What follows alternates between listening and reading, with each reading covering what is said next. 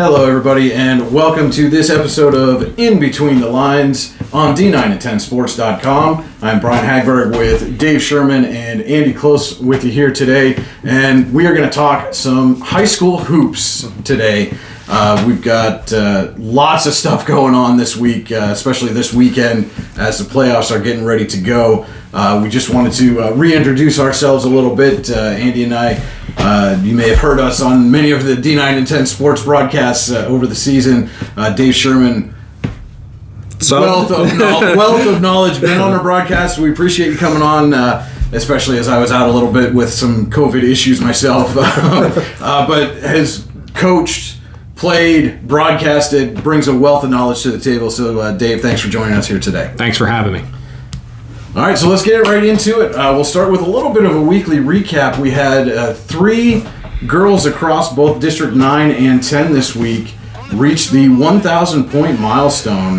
Warren Jr. Emma Ruhlman did it on Monday, as did Union Jr. Dominica Logue, and then Monitas Senior Aslan Pry did a little bit later in the week. And, you know, guys, maybe it's just because I'm paying a bit more attention to both districts this year, but we've had at least 21 players hit this milestone this season. That seems like a ton of players. Is that just me not paying attention previously, or are we seeing this talent come through? I think it's unique. I think it's a ton of players. You're just hitting a year with the milestones being achieved. I don't think you'll see that many next year. Would you agree? And to your point too, I think, you know, I've talked to several coaches who are like, you know, they weren't sure if the season was going to stop abruptly. You know, it did stop abruptly once in December.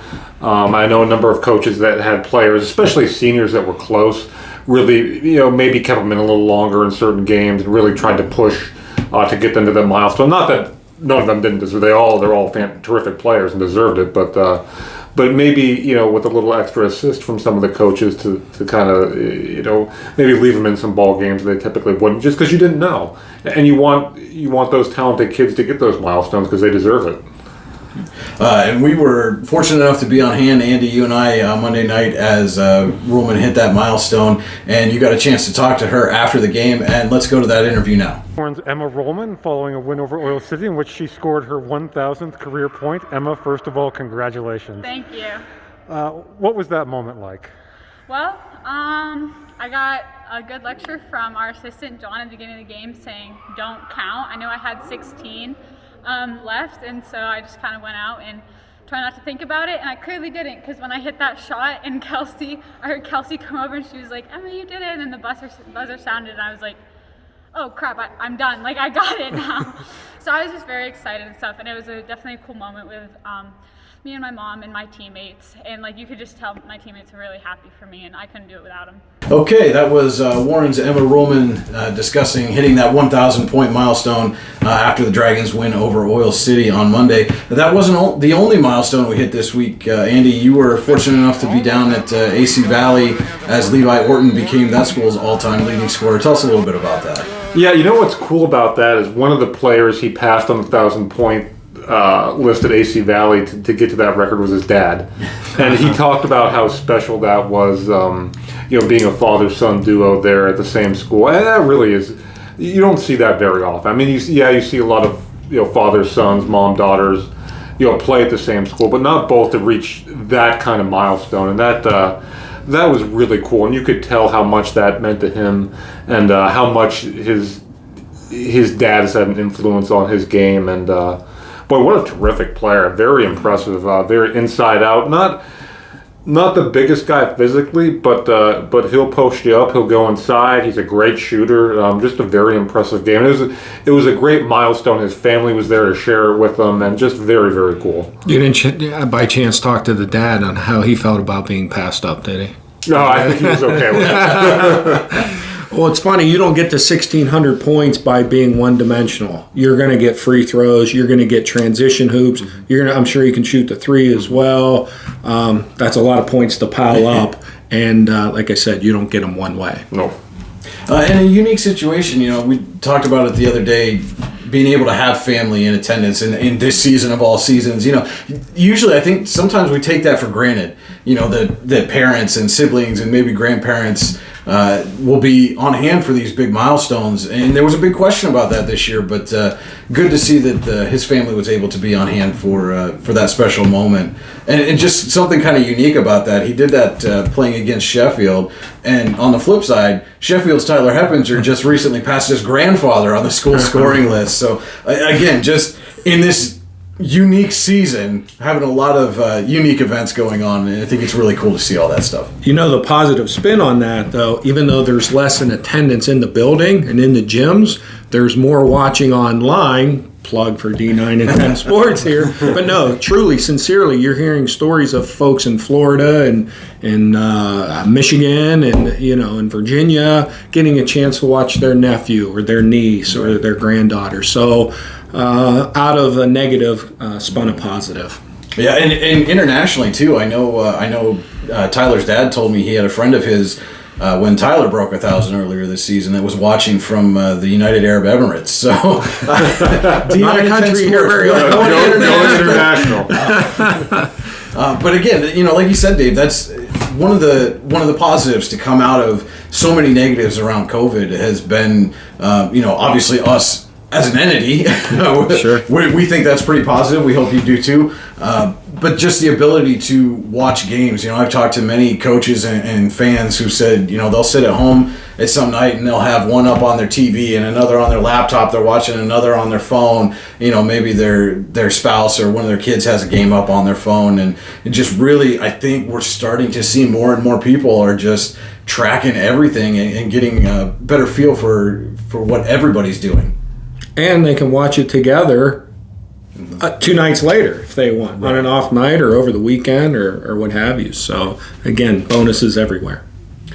All right, with that, we are going to take a quick commercial break. You are watching In Between the Lines on D9and10sports.com. D9and10sports.com. If you like sports, this is the place to be. Hi, Chris Rossetti here from D9and10sports.com. I wanted to take a second to tell you about one of the best restaurants in all of Western Pennsylvania, the Allegheny Grill in Foxburg, PA. With indoor and outdoor dining, you can enjoy prime rib all weekend long, or perhaps it is their full wings served on Thursday wing nights that you're after. From celebrating a special occasion to hanging out with family and friends, the Allegheny Grill in Foxburg is the place to be. As they like to say, you come for the food and you stay for the view. Reserve your table today at AlleghenyGrill.com. All right, we are back, and now, guys, the big news of the weekend. It is basketball playoff time. Playoffs, we're recording on Friday morning, so playoffs are going to get started in District 10 with the boys tonight. So, first of all, we've kind of touched on some things, but with this season, the way, you know, it started, it stopped, and then everything, and kudos to all the teams and athletic directors. A ton of teams played close to 20 games, if not more than that this season, and that's really a testament to them getting all those games in. But with this season just being so different, what do you think was your biggest surprise moment of the season? That's a tough one. Biggest surprise moment.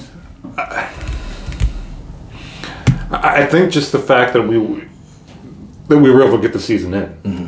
You know, because we weren't sure. You know, there was a lot of uncertainty going on. We had to stop in December. Everyone was extremely disappointed. So once we got back going, you weren't sure. You saw several teams had to pause because of COVID-related issues. But we got here, and we got here through the hard work of a lot of people. Not the least of which are obviously the coaches and the players, but the athletic directors, administrators across the districts. I've been blown away by how everyone has come together to make this work. And so I don't really want to call it a major surprise, but just the fact that we're here, I think we're all very excited. I think we all feel very fortunate to get to this point. I'll support that, Andy, by also saying the first day of winter sports is typically mid-November, 17th, 18th, 19th. If you had taken a poll of the ADs and maybe principals throughout District 9 and District 10, what are the chances we get 20 or more games in? I'm sure it would have been under 50%. Yeah. So, and then looking back on it, what was the biggest difference you saw in this season?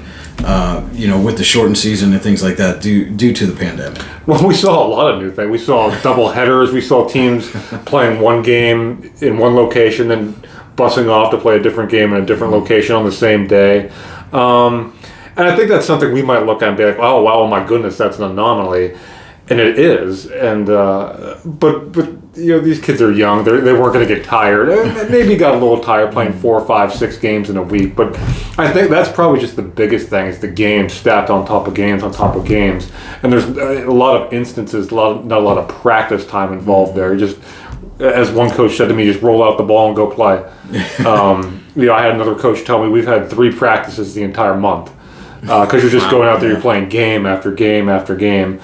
So in that sense, it's been a lot different. I'd be curious to see the physicality, the toll. None of us are 17, 18 years old anymore. Some of us can't remember 17 or 18. But I'd be curious to see how some of the players felt and how the coaches had to adjust to getting on a bus after a game and going up the road and playing another one. I saw, for example, where General McLean girls played a doubleheader and split. So, at the same venue. Yeah, Harbor Creek. So if you're halfway through the third quarter in the first game and you're up 3, are you subbing the same? Are you saying we need to save legs? Or are you saying let's win game 1? We'll worry about game 2 when it gets here. Tough decisions for coaches, I'm sure. Yeah, absolutely. And then final thing about the season, if looking back on it, what's one thing, team, player, coach situation, what was the one thing that most impressed you about this season? The thing that impressed me the most, again, I'm going to go back to the resiliency and the adaptability of everyone. And I hate to keep harping on this point, but especially in a season and a time as unique as this one, you had to be adaptable. You had to be adaptable as an athletic director, as a coach, as a player, anyone involved with these programs. Otherwise, you weren't going to survive. You had to be willing to compromise. You had to be, and because of that, we saw some games we might not normally see with ADs, trying to pick up teams, just pick up games, and so you saw teams that typically don't play each other, things of that nature, which I think we were able to spin into a positive. I don't think that was a negative. I don't think that was a bad thing. I think just the ability of everyone involved to adapt to the situation. I was, again, just blown away. Warren Clarion would be a great example, right? Absolutely. I'd be curious to see through the history books if those two teams had ever played each other or not. We can tell this isn't pre-recorded or we didn't practice this because you stole my word. Adaptation, I thought, was the key. I've always said, though, adults struggle with that. Kids are like, all right, tip it off. Let's go play. They'll adjust pretty quickly. There was fear of playing with the masks on and nobody succumbed to oxygen deprivation this year on the court that I'm aware of. So they adjusted, they adapted, they're flexible, and maybe we can take our cue from our youth. Great. That's absolutely a great point, Dave. So let's turn our attention now to the topic at hand. That is the playoffs. Like we said, they're going to get underway tonight in District 10 with the boys. We'll start with the girls. We're not going to review every class just because not everybody has a full bracket. For example, District 10 1A girls, it's Kennedy Catholic and Farrell. But so what we'll do is we'll take a look at Class 2, 3, and 5A for the D10 girls. And for each class, Dave and Andy will pick their favorite to win, potential Cinderella to bust the bracket, and what they think is the most interesting matchup. So let's start with 2A. And on the girls' side, West Middlesex is the top seed, with Cambridge Springs at 2, Maplewood 3, Sagertown at 4, Mercer at 5, Seneca at 6, Cochranton at 7, and Reynolds at 8. So, Andy, let's start with you. Who's your favorite to win it all here in 2A? I think West Middlesex. They're the defending champions. They championship pedigree. I don't think that's. I'm going out on a limb and saying that. It's a good bracket. It's a good field. There's no doubt. But I think West Middlesex is definitely the favorite. But they had the COVID issues. They were one of the teams hardest hit by that, and I don't believe they got as many games in. I'll be curious to see if Cambridge springs. I don't think you're going to see a 5, 6, or 7 spring out of there. No pun intended. But I'd be curious to see if West Middlesex could stumble in that bracket, given their lack of a consistent season. Is that the word I'm looking for? Yeah. So okay. I agree. So to piggyback off that, then you don't think a 5, 6, or 7 is an 8 seed going to come out, or is Reynolds going to come out and upset West Middlesex off the bat? Who's your potential Cinderella here in this bracket? No chance for Reynolds. Sorry for the Reynolds fans out there. You hate to pick a Cinderella like Cambridge Springs, as a 2. I just don't really see it happening. Do you, Andy? I think you'll see a 1-2 matchup in the finals. Very possible. A team I like a lot, I've seen a few times, is Maplewood. Very good, inside-out combination. Got some terrific players. Sadie Thomas, I got to see her the other day. Izzy Eimer, some really talented kids on that team. And they play a tough schedule, not only within their region, but outside their region as well. So if you're looking, potential sleeper, I don't know if I'd call them a sleeper, as seated pretty high, but sure. But a team with the potential to make a run and maybe challenge a top seed for a district title, I think they wouldn't be a bad bet. And Cambridge Springs as well too. You talk about the Yon sisters, terrific players as well. Another team very capable of making a run. Then I bet we agree that's the best matchup in the next round, Cambridge Springs and Maplewood. Yep, 2 teams that are very familiar with one another. Be a potential to meet again. That'd be a great matchup. We saw Maplewood early in the season, and they can be very physical at times too, and that can throw teams for a loop. You get some of that physicality that maybe you're not used to. Can definitely throw your offense off. And especially in the playoffs, too, when officials are more inclined, and you see this at every level of basketball, the officials are more inclined to let teams play. It's going to be a physical game. That's playoff basketball. It's physical, it's tough. And the teams that can do that have that physicality and that toughness, oftentimes do have an advantage. And I think at Cambridge Spring, they teach the boys and girls that around kindergarten. When they enter school, it's a physical sport. If you're going to play basketball, get used to it. And they both schools do it well, or both teams, I should say, do it well. Yeah. All right, so that's our look at Class 2A. And now we will take a look at Class 3A in District 10 girls. Mercyhurst Prep has the top seed and a quarterfinal round bye, I should say, so they will automatically advance to the semifinals. Fairview is number 2, Greenville at 3, Lakeview at 4, Girard at 5, Sharpsville at 6, and Northeast at 7. So, guys, is Mercyhurst Prep the team to beat in this bracket, or do you have another favorite here? To me, it's Mercyhurst Prep and it's Fairview. You have to start there. Again, teams that met during the season, in region play, some terrific basketball games, and Fairview had them beat. They did. Both games. Yeah. Up 9, I believe, in one of them. Yeah. So I think you have to start there in this bracket. 2 terrific ball clubs. I think we may be looking ahead. So other teams in this bracket might have something to say about that, but I think you can dream about that potential matchup going forward in a championship game. Not on the top half of the bracket. They don't have dreams of that. They have dreams of winning that first one and being sacrificed to Mercyhurst Prep, in my opinion. So until Mercyhurst Prep loses one, right? Yep. So, all right, Dave, then with that, is there somebody on the bottom half of the bracket who could come out and maybe upset Fairview for that matchup? Could Sharpsville? Have you seen Sharpsville? I have not seen Sharpsville, but again, a terrific program. Yeah. I find it hard to pick against either one of those 2 teams to get to the finals.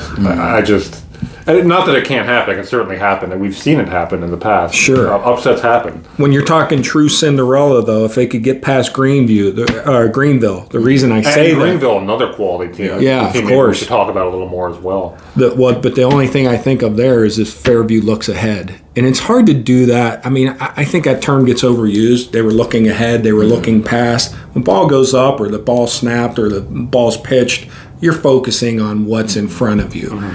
But You can't tell me those Fairview girls don't have Mercyhurst Prep in their sights. And one thing about those two, Mercyhurst Prep and Fairview, that is, and I hate to keep harping on those two teams, but they're terrific defensive ball clubs.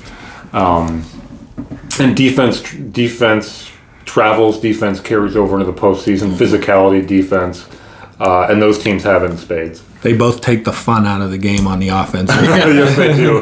They make your life miserable on the offensive end. There won't be 14 or 18 threes going in from their opponents, as we've seen recently with some teams. All right, so then looking at the bracket now, what do you think is the most interesting potential matchup? I mean, we've talked a lot about Mercyhurst Prep and Fairview, but is there anyone else who might match up that you think could be an intriguing game to watch? 4-5, Lakeview Girard, Yeah. right? Girard girls, 20 years from now and 20 years ago, will always be competitive and fun to watch and a threat. So I see the 4-5 game as the best first-round game. Yeah, no argument from me. All right, take a quick look at 4A, where it is Villa Maria and Fort LaBeouf. I don't think there's going to be any dissension here about no Cinderella there, Brian. About the victors moving on to the state playoffs. For the Yeah, district probably not a lot of drama. No disrespect to Fort LaBeouf. Villa, to me, Villa is probably on a different level than everyone else in District 10. And you can say that a lot of years. I think this year, they're loaded. Yeah. They're a terrific basketball team, and they're going to be very tough to beat. All right, so we will move on to Class 5A then. A little bit of controversy down south in District 10 as Warren gets the top seed over Slippery Rock. So it's Warren 1, Slippery Rock 2, Grove City number 3, Harbor Creek at 4, Hickory at 5, General McLean at 6, Conneaut at 7, and Franklin at 8. So guys, looking at this bracket, this may be a tough one to pick, but who's your favorite to come out here with the district title? To tell you the truth, I know we harped on Fairview and Mercyhurst Prep in 3A. I just feel like Warren and Slippery Rock are on a collision course in 5A as well. And that's no disrespect to Grove City, the defending district champion, 2 1,000-point scorers in Becca Sanum and Clara Hannon. A terrific program. They're run by Chris Birch. But initial thoughts out of this bracket is that Warren and Slippery Rock are on a collision course. And Grove City knocked off Slippery Rock last year for the D10 title. And they beat Warren in the semifinals. Yeah, sure. Yeah. I think Warren's a better team this year. It doesn't hurt to have two. Riley Childress isn't a 1,000-point scorer yet. She could be by the end of this playoff run. And so I think Warren dodged a bullet by not getting Grove City in the second round. I think they'll dispatch Franklin. I think the Grove City the Grove City Slippery Rock game in the second round will be must-see girls playoff basketball, and either one of those teams will be a worthy District 10 finalist. And Slippery Rock decisively beating Grove City, which I think twice, which I think surprised some people. But Slippery Rock, a very senior-laden team. They've been here, done that, as have all these programs. You have Slippery Rock, Warren, Grove City, kind of the class of 5A girls basketball, if you will. Slippery Rock has a number of players moving on to the college level, whether that be in basketball or in the case of Marianne Ackerman, Division I javelin at Oregon State. So a lot of great athletes on that team. Sure. In the first round, Harbor Creek and Hickory will be a good one to watch. Yeah. So we talked about the top 3, 4, 5, 6, 7, 8. Any chance one of these teams comes out of either of these brackets and pulls off a pretty big upset? Yes. Really? I think the 4-5 winner, Harbor Creek and Hickory, also have a tradition there. Mm-hmm. Hickory, I'd say more so than Harbor Creek. Hickory has an injury situation. I don't know if the young lady will be back for the playoffs, but Hickory's like a vampire. Until you see them dead and gone, they're lurking. Mm-hmm. And if Warren's not careful and can't hit shots, whoever comes out of that 4-5 game, Harbor Creek's not going to be afraid of Warren. Yeah. And that's the thing. If you look at a potential, let's say we get chalk and we get Slippery Rock, Grove City, and Harbor Creek, Warren. Mm-hmm. Harbor Creek and Grove City would be the underdogs in those games by seed, but they're familiar, and to your point, Dave, they would not be afraid in those games. So that bracket is the most intriguing to watch, especially in the second round. Yeah, I don't know that you could pick a most intriguing matchup in that bracket. I mean, it just all the games have the potential really to be very, very good and end up being must-see TV, as it were. All right, so at 6A then, we've got McDowell and Erie. Guys, who's your pick to win that District 10 championship? McDowell. Okay. McDowell. Yeah, all right. Amina Selamovic, terrific player going to Siena. But again, though, there's familiarity there. Erie's not going to be afraid in that ball game, and I think McDowell's the favorite. But Erie's a talented ball club. Diogene Harden, a terrific guard. They've got some talent on that team. So that's not going to be a cakewalk by any means for McDowell. No, and you and I saw her in person, Andy, and if she gets hot from the field, definitely has the potential to give the Trojans some trouble. And I think if McDowell gets behind Erie, they would struggle more than if Erie got down to McDowell. I think Erie can put up a lot of points in a hurry. And McDowell's never a 65 to 75 point team. They want to beat you 42-31. Erie starts hitting shots, wouldn't be unheard of for them to knock them off. All right, so with that, we will turn our attention to the District 9 girls brackets. Again, same thing. Only going to really get in depth with Class 1, 2, and 3A based on the size of the bracket. So let's start, first of all, with Class 1A. Coudersport has the top seed and gets a bye, as does Otto Eldred. We've got Elk County at number 3.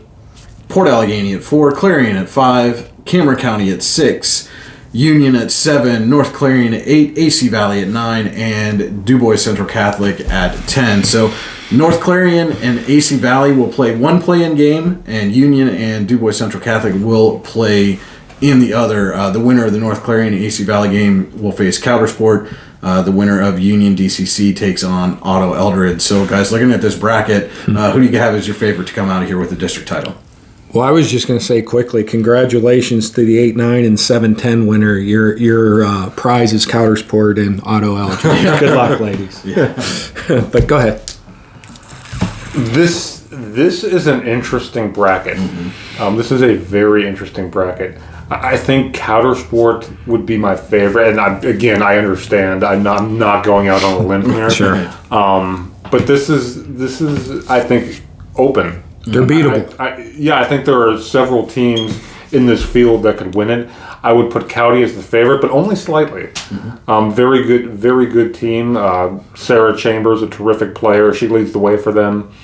But again, this bracket, this is a good field. You could see some upsets here. I can't argue with any of that. I agree. And I will be honest and defer to you. I know you've seen a lot more D9 than I have, but doing some research on this, it doesn't appear that it'll be all the chalk will hold, in other words. So I'll be curious to see who might spring an upset here. All right, so with that, then looking at this bracket, who do you think has the best chance to spring that upset and maybe come away with a surprise title, as it were? I think it's Clarion. I really do. They don't jump off the page at you. They're not a prolific scoring team by any means, but they have championship pedigree. They have players on that team that are part of the state championship volleyball team. Erica Selfridge, Jordan Best, and others. And they have. You look at their schedule, and against teams their size in Class 1A, I think, and I could be wrong here, but I think they've only lost one of those games. They've played a murderer's row schedule. They've played a lot of bigger scores, a lot of good teams. They, Brian, I know you saw them against Warren. They gave Warren all they could handle. Warren's the top seed in District 10 5A. Right. This Clarion team, they're battle tested. They're athletic. They're tough. Defense travels. They're physical. Yep. This is a team I could see making a serious run. I'll agree 100% with that, Brian. That defense, Andy, and we talked about it. We had the call on that game they played up at Warren, and that defense just gave the Dragons all kinds of fits all game long. So yeah, they're definitely a team to watch here. They were up 14-4 after the first quarter against Warren, right? Yeah. There you go. And not that, I want to elaborate a bit more on this too, if I could. Port Allegheny is another potential dark horse as well. Brie Garzel, we've seen her top 40 points in a game this season. Couple times, I believe. Couple times. Yeah. When you have a player of that caliber, you're always a threat to make a run. You can beat anybody. Yeah. All right, so that's our look at Class 1A. We'll take a look here now at Class 2A in District 9. Not quite as big a field there. It's Keystone, the top seed, Brockway at 2, Clarion Limestone at 3, and Kane at 4. So, guys, looking at this bracket, who do you think has the best chance here? Dave, I'll go to you first for this one. I don't see Keystone losing. I could be wrong, obviously, but until somebody beats them, I don't see it happening. So, Yeah. You? I would agree with that. I've seen Brockway. Brockway has a great 1-2 punch in Danielle Wood and Selena Buttery inside-outside combo. I don't think they're a team you can count on. I think Keystone, Emily Lauer and others, they have that. Again, you talk about a program with a championship pedigree. Keystone girls basketball has it, and not that. And I hate to keep harping on that because every year is different. Sure. But you're talking about a program that's been there, done that, and they're the number 1 seed for a reason. Winning is cyclical, as is losing, and we see that with programs, especially on the girls' side. And so it's hard to break it either way. So that championship pedigree means something as you're in 8th grade, 9th grade, 10th grade. You're expected and confident to win. So I think it continues and carries through. Yeah, and Emily Lauer, too, again, to elaborate a little more, one of the best players in District 9, without question, averaging 20 points a game. And again, when you have a player of that caliber, you're always a threat. Not that, there are a lot more than her, obviously, but when you have a leader like that, you're going to be tough to beat. Agree. All right, so that'll do it for 2A. We'll move on to 3A now, where Punxsutawney has the top seed, Red Bank Valley at 2, Montauk at 3, and Karnes City at 4. Guys, looking at this bracket, and Andy, you and I have seen a few of these teams in person. This is a tough one to pick. So who do you guys have coming out of this? Punxsutawney. Punxsutawney, for my money, is the best girls team in District 9, regardless of classification. They are loaded. I can't argue with that.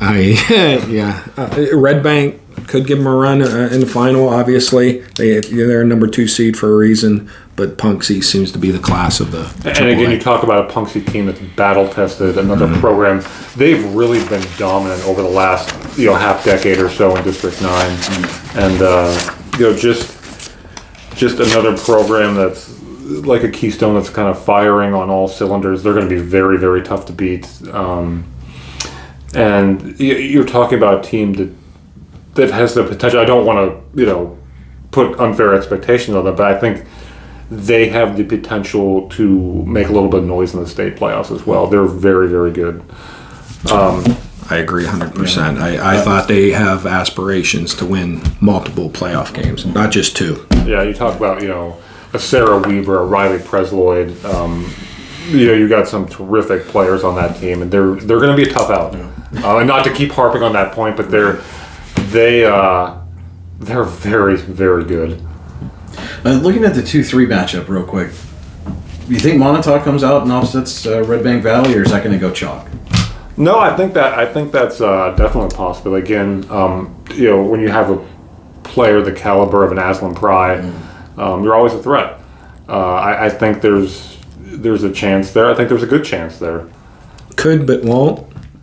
Could I label it that? Am I going to pick it? I don't know. I don't know if I'm going to pick it or not. Does it change your opinion if that game was at Montauk? They definitely seem to be a tougher team at home than on the road. Perhaps. I still think that's probably a game that could go either way. Without fans, everybody seems to think a home court or home field advantage comes down to the fan support. Usually the players, that gets blocked out as the game's going on. It's the comfort on your own court, knowing where you're at and the little nuances and the backdrops and things like that. So, yes, I would agree with you if it was there. Okay. All right, well, that's going to do it for our look at the girls' brackets. We're going to take a quick break, and when we come back, we'll take a look at the boys' side of things. You are watching In Between the Lines on D9and10sports.com. For all your automotive needs, look no further than the Warren Tire Center. From new tires to tire repairs, PA state inspections, wheel alignments, and auto detailing, there's so much more that we can do for you, and there's no reason to go anywhere but the Warren Tire Center in Warren, Pennsylvania. With over 40 years of serving the Warren and surrounding communities, it's always been a great day at the Warren Tire Center. We offer same-day service and walk-ins are welcome. Open Monday through Friday from 7:30 a.m. to 5 p.m., the Warren Tire Center can be reached at 814-723-8050 and on the web at warrentirecenter.com. Today's episode of In Between the Lines was recorded at the International Sports Academy Studios in Warren, PA. The International Sports Academy, connecting at-risk youth with long-term mentors to change their lives now and for eternity. Visit them online at isasports.org. And we're back here on In Between the Lines. Brian Hagberg with Dave Sherman and Andy Close for you here on D9and10sports.com. We just wrapped up our look at the girls' basketball playoff brackets. We're going to take and put our attention on the boys now. We're going to start in District 10, and that's with the girls. Only going to really get in depth with the full brackets. So D10 1A boys, it's Farrell and Jamestown for the championship. I imagine Farrell's probably going to win that game going away. I don't even think you have to imagine it. I believe that's what's going to happen. Farrell, it's not a great Farrell team, but it's a Farrell team that is red hot right now. Mm-hmm. They're playing their best basketball of the season. Decisively beat Jamestown twice this year. So make it 3. Make it 3, you think? Make it 3. All right, so we will turn our attention now to Class 2A.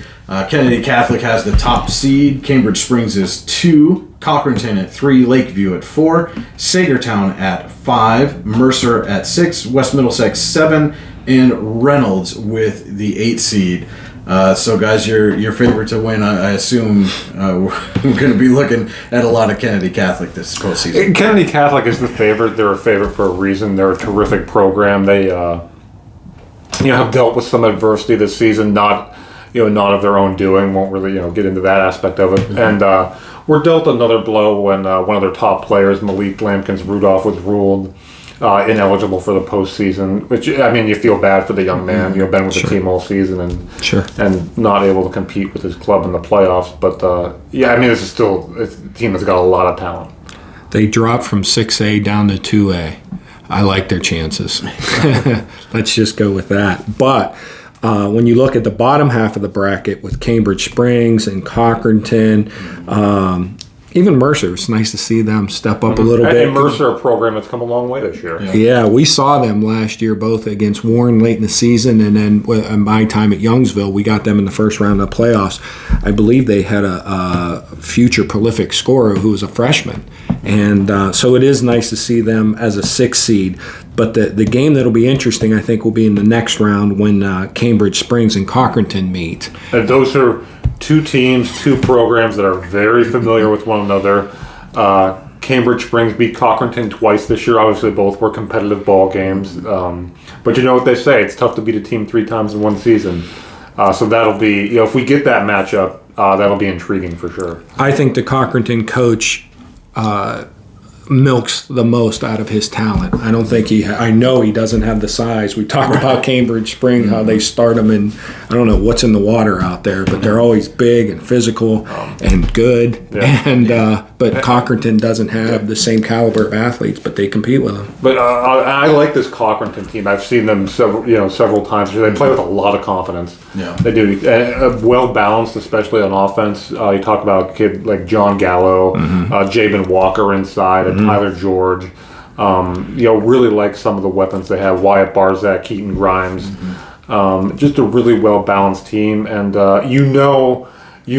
want another shot at Cambridge Springs. Right. Cambridge Springs will be ready for them, but if that game, if the seeds hold, but that would be a very intriguing matchup for sure. I agree. I'll go out on a limb and say they knock them off. There's my Cinderella. All right. So you got Cochranton advancing to the title game. Andy, who do you think comes out of the bottom half of the bracket there? Does Lakeview or Sagertown have a chance to pull an upset? Listen, let's not forget here, the defending 2A champion is Lakeview. Yes. They are the defending champion. Right. Now, obviously, you lose a lot off that team, but and you've heard me mention it before several times already, championship pedigree. Mm-hmm. They have it. Would I be shocked to see them make a run? No, I wouldn't. A run past Kennedy Catholic, I would.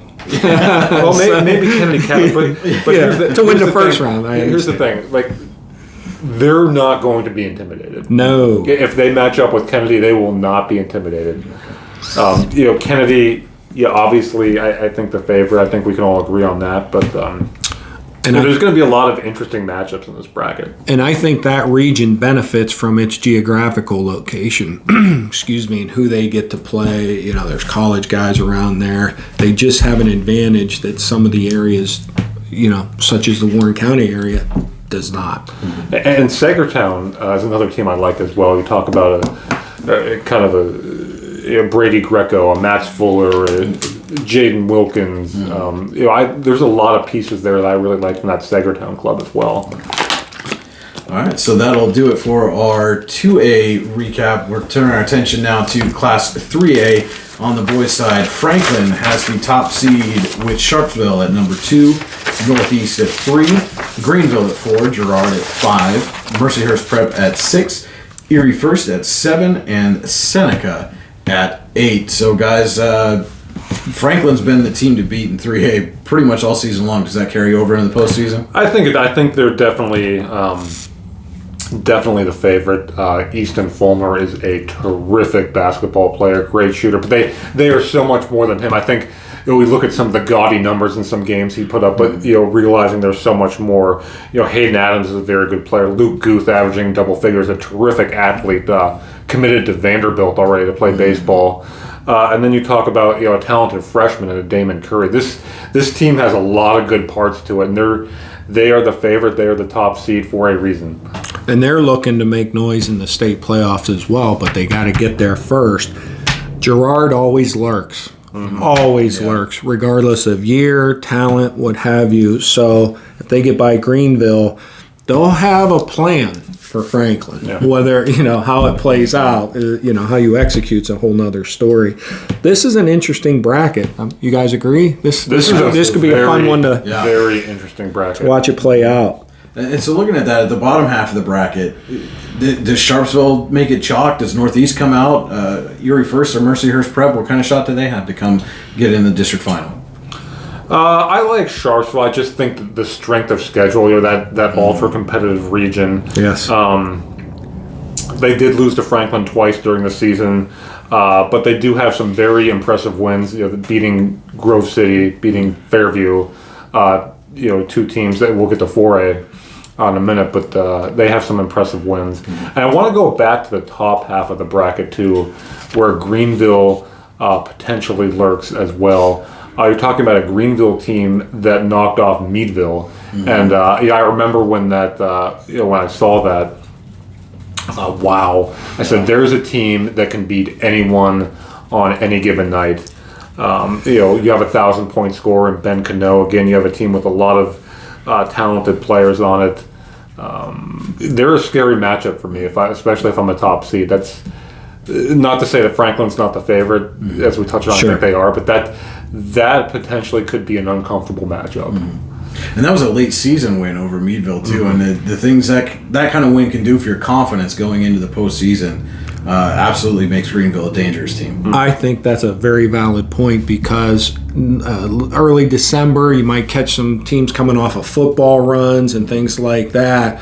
Now coaches want you playing your best basketball at this point. Meadville speaks for itself, right? Yeah. So to knock them off in February, I think that's an excellent point, and I'll be curious to see if they do get Franklin, how that plays out.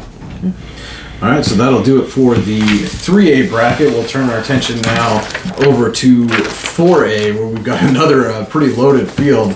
Hickory at the top, Harbor Creek at 2, Grove City 3, Fairview 4, Warren 5, Oil City 6, Sharon at 7, and Fort LaBeouf at 8. Guys, who do you have coming out of this one with the district championship? I'll tell you what, this might be my favorite bracket, boys or girls in both districts. There's no cheapies here. No. Every team in here is a good to a great basketball team. I agree. Think of Harbor Creek drawing Sharon at number 7. And we've seen much better Sharon teams, but it's still Sharon. Yeah. So and Harbor Creek, even though they're the number 2 seed, you'll get a lot of argument. Very senior laden team. Some people think they're the favorite. A lot of people think Hickory going for a 3rd straight district title. It's hard to argue them not being the favorite. Sure. This is a loaded field. I'm putting you on the hot spot right now today. Who do you think is going to come out with the district championship? I will say Hickory. I don't think they're as strong as last year. I think last year was an elite chance for Hickory to get to Hershey. And you felt they're one of those teams you felt really bad for when the shutdown. Yes, I agree. So does last year's team beat this year's team? Yeah, I think Hickory would agree that last year's you lose Donald Whitehead at Cal now. Yes. That caliber of a point guard, but they're still a terrific basketball club. But you come out and start missing shots in the second round against the Fairview Warren winner. You know what I mean? And Fairview, that's another wouldn't be unheard team. of. Fairview's a team that's good enough to win this thing. They lost to Harbor Creek twice. Both were very competitive basketball games. And then you look at their matchup. It's not an easy one against Warren. You might say, "Oh well, it is." They beat Warren handily both times. But it's March. It's March. Warren's coming in winners of 9 of 10. I think they're a classic example of. They have experience, but they also had a young, particularly in the backcourt, that's grown by leaps and bounds throughout the season. That's.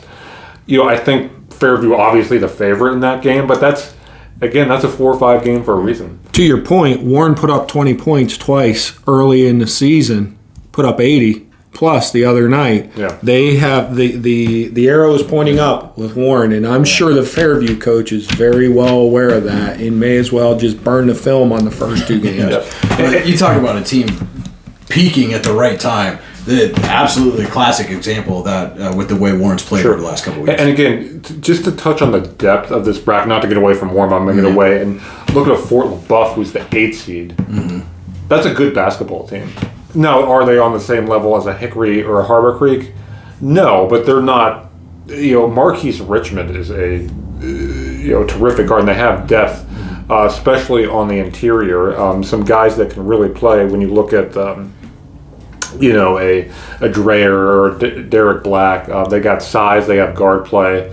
Again, 1-8 for a reason. Hickory is the favorite, but this just speaks to the depth of this 4A field. Well, let me add to that. I bet you the Hickory coach is very pleased to get somebody like Fort LaBeouf. They don't want to win that first game by 40. Yeah. They don't want to run a clock. They want to get up and down, compete, get some confidence. And I think that does catapult them into the second round. And a team that we haven't even touched on yet, Grove City, the 3 seed. Right. That's a team that's capable. I know Hickory beat them decisively in their final meeting, but that's, again, a very good basketball team, a good program in general. And they're a team that's capable of making a run as well. I'm in case you guys can't tell, I'm really excited about the matchups in this bracket. Yeah, this is a fun bracket. It's too bad we couldn't get to each one of these games. Whoever advances to the final 4 of this bracket will be worthy opponents for each other. Yeah. And Brian, Dave, I know you're going with Hickory. It's hard not to go with Hickory, but I'm gonna go against it. I'm gonna go with Harbor Creek. Okay. I think you're allowed. I think it's a coin flip. I think, again, as we've touched on, there are several different teams that could come out of that, and Hickory certainly with the pedigree being the back-to-back district champions. But this is a Harbor Creek team that's primed. Led District 10 with 20 wins. They're very capable. The fun of that is it'll be fun to watch them if they get Hickory in the finals. and it'll be fun to watch Grove City if they happen to get there. So I just think, again, when you crown that champion coming out of this bracket, it will be a worthy champion, and the loser in the final will also be a worthy. It's a shame in a year where number 2 won't get to go under the states. Yep, absolutely. All right, so that'll close out 4A. A quick look at 5 and 6A. In the 5A bracket, it's Meadville against Cathedral Prep. Pretty interesting matchup. Meadville's the top seed, so they'll host. Does Prep pull an upset here, or do the Bulldogs advance? I don't know. Again, you go back to it's tough to beat a good team 3 times in one season. Meadville beat Prep twice, both by double digits. Make it 3. Make it, you think? Yeah, I do. Make it 3. I think so too, but I think it's close. I think it's very close. I think it's closer than the 2 meetings in the regular season. I think this is a very good basketball game. I think Meadville wins, but again, I think it's tight. And the reason it will be tight is, Prep will take an extra 5 seconds, an extra 10 seconds with the ball. That score is going to come down from the previous 2 games, and the lower it is, the better the chance Prep has to pull that upset. All right, and in 6A, same as the girls, it's Erie and McDowell. Though the seeds are flipped, Erie's the top seed, McDowell's number 2. Erie's been the team to beat pretty much all season long. What does McDowell have to do to advance here? They have to shoot well. I mean, that sounds simple. Yes, right. You're talking about they have a young man in Jonah Bach, who's their all-time 3-point leader in McDowell history. And Erie's the team to beat. McDowell's beat them. McDowell's beat them. I think for my money, regardless of classification, when every team plays at its best, Erie is the best team in District 10. But they're beatable. Again, that's going to be a fun. That's going to be a fun basketball game. 2 very, very talented ball clubs going at it. I have Erie winning it as well in a game that you're going to see a lot of points go up on the board. That'll be a fun one to watch. Yeah. All right, so that'll do it for the District 10 brackets. Turning our attention now over to District 9.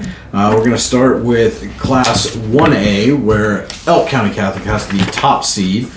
Cameron County is 2, Johnsonburg at 3, Clarion at 4, AC Valley at 5, Union at 6, DuBois Central Catholic at 7, Otto Eldred at 8, and Sheffield at 9. Those 2 teams will meet on Monday night in the play-in game. The winner of that will advance to face Elk County. So, guys, Elk County probably the favorite to win here, or do you have somebody else coming out of this bracket? No, I mean, Elk is the favorite, sure, but they're beatable. You talk about a team and a program that's as good as any.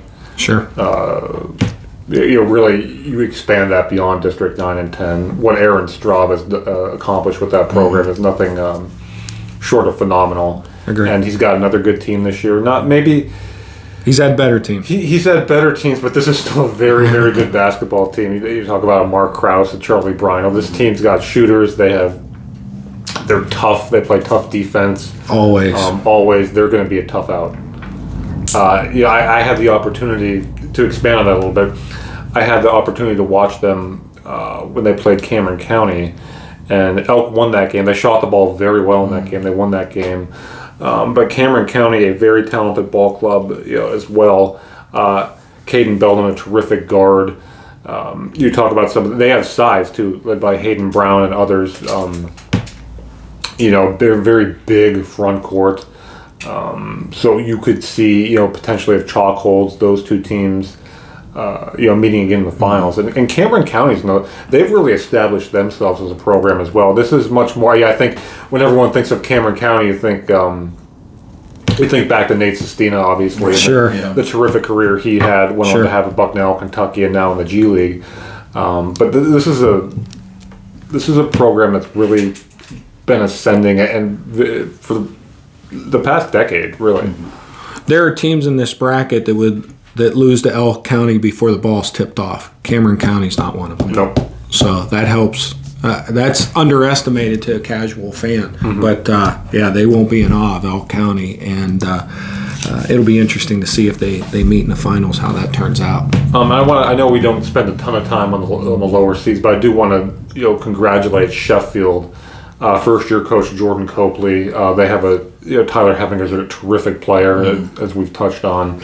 Nice to see them back in the postseason. They've reached double-digit wins this year, and whether they win that opening game against Otto Eldred or not, they're to be commended, because that's again, that program's trending in the right direction. That's a big game for a young coach, because if they get that win, that confidence just kicks in. They get to 11-10, and should they lose to ECC, they finish 11-11 and 500. If they lose to Otto, they finish at 10-11. Doesn't seem like much, right? But you're now gone from 500 and again, to smidge under 500. Yeah, that'll be a fun 8-9 matchup. Because Otto Eldred has a terrific player of their own, and Jake Mary averaging over 18 a game.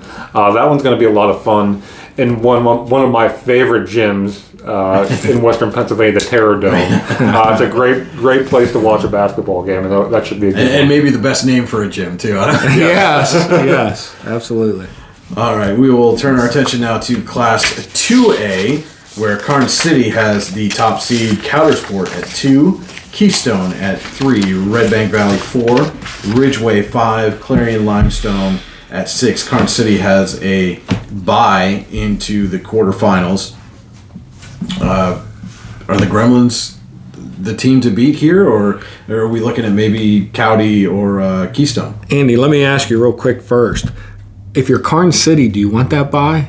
I don't think you do. I don't think you do either. I don't think it will necessarily hurt them. No. Depth-wise, this is the best team in the field. You look at a Nathan Waltman, a terrific athlete, going to play football in college. Chase Bailey, averaging 19 points a game. They have talent. They have depth. They're the number 1 seed for a reason, but they are beatable. Obviously Brookville, a class ahead of them in 3A, beat them in a terrific game last week. And don't you see similarities with Coudersport at number 2 as Cameron County in the bracket before? Like, they're not going to be afraid of Karn City. Oh, no. It's the programs again, a program that's been there, done that. They're not going to be intimidated by anybody. And the important thing there is when you get to the final and the ball's tipped off, you're not thinking to yourself, we're a number 2 seed. We're thinking that's Karn City. We can knock them off and be district champions. And to that point, Coudersport has a terrific player in Hayden Keck, averaging, I believe, over 22 points a game. So again, when you have a player of that caliber, you got a shot. I agree. And you push, you have a night where he gets to 30, and all of a sudden, everybody else gets better too, because a game like that is contagious when somebody gets hot. We saw it with Warren, with Ben Burdine, hit 30 through 3. Everybody else was following suit, and they were getting good looks. So if something like that happens for Coudersport, if they should meet Karn City, I don't think he'll be a one-man gang, so to speak. No, not at all. A rising pool lifts all boats. Dalton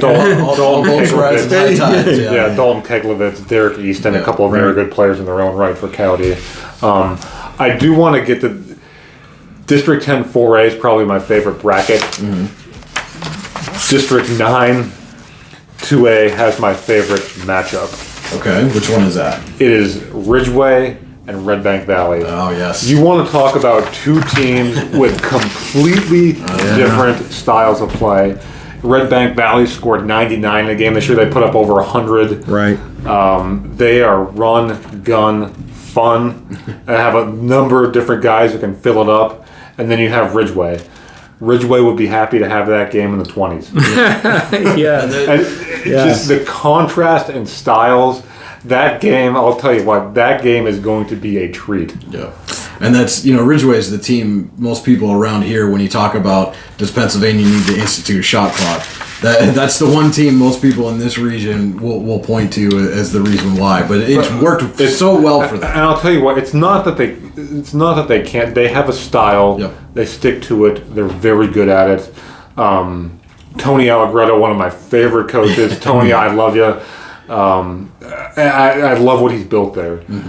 He's built a great program at Ridgeway. When you talk about basketball in Elk County, everyone always thinks Elk County first, and deservedly so. Sure. Ridgeway Tony's built a terrific program there, and I know not everyone's a fan of the style of play. I don't mind it. They are tough. They are in your face, and that type of team is tough to beat come playoff time. And if it's it's probably the only game in all of these matchups where the opening tap is important, because Red Bank wants to get it. Red Bank wants to get that tap and go and get a lead. Yep. And that's the winner of that game. That's a potential intriguing semifinal matchup as well. Agree. We're going to take a quick look at Class 3A, just a 3-team field. Brookville, the top seed, has a bye. They are in the championship match. They'll face the winner of Kane and Montauk. Kane the 2, Montauk the 3. Guys, who do you think comes away with the win in the Kane-Montauk matchup to face Brookville? I think it's Kane. I do too. All right, and now we'll turn our attention finally to Class 4A. If I could, real quick, just interject before we get ahead of ourselves. Brookville, man, they're good. Yeah. Jace Minor is, of course, everyone knows he's a terrific baseball player. He's a pretty darn good basketball player too. And that's a team that is fun to watch. They will get out and run. They've run a number of teams out of the gym this year. That's a very, very good basketball team. I'll be curious to see if that carries over to the States, should they get there. Yeah. I bet it does. All right, so with that, we'll now take a look at Class 4A in District 9, just a 14 field. Clearfield has the top seed, St. Mary's at 2, Punxsutawney at 3, and Bradford at 4. And Andy, who's your pick to come away with the championship here in 4A? Clearfield, they're the number 1 seed for a reason. It's not, it's nothing against any of the other teams in that bracket, but Clearfield. And again, Clearfield was ready, and we talk about a team that got a full schedule in this year. Clearfield was ready and willing to play anyone, and everyone, and more often than not, they were the better team. They're a very, very good team. It reminds me of the line when you started with no disrespect, which means somebody's about to be disrespected. And they're the clear choice there, although the 2-3 game will be fun to watch. It should be, absolutely, yeah. So, Clearfield the choice. All right, so that will do it for our basketball playoff preview. 5A Du Bois qualifies from District 9. So our basketball playoff preview, guys, thanks so much for taking the time to be with us today. We do want to mention also there's in wrestling, the super regionals, that extra step this year due to COVID mitigation efforts. Will be taking place this weekend. The top 4 from the West Regional will advance, or West Super Regional, will advance on to Hershey to wrestle for a state title. So we do want to wish good luck to all the District 9 and District 10 wrestlers going at it down at IUP this weekend. Good luck, boys, and hopefully we get as many D9 and 10 guys on to the state championship as we can. And the swimmers are in the pool this weekend, they too. are as well. District championships. They're actually probably about underway as we speak now with the 2A girls. So go ahead and check that out online. I know they're having some videos of that event right now. So if you haven't, go ahead and check out the swimmers as well. Lots of postseason action going on around District 9 and 10, but that's going to do it for this week's episode of In Between the Lines. But we do want to hear from you. What topics do you want us to touch on in future episodes? Be sure to let us know in the comments. Also, we're looking at potentially a name change for the show, so if you've got any suggestions for that, let us know in the comments as well. Be sure to like and subscribe to the D9and10sports.com YouTube channel so you get all the latest, not just In Between the Lines, game highlights, player interviews, coach interviews, breaking news. We've got it all at D9and10sports.com. If you like sports, this is the place to be. Guys, then again, for Andy Close and Dave Sherman, this is Brian Hagberg saying thank you everybody for watching, and we'll see you next time.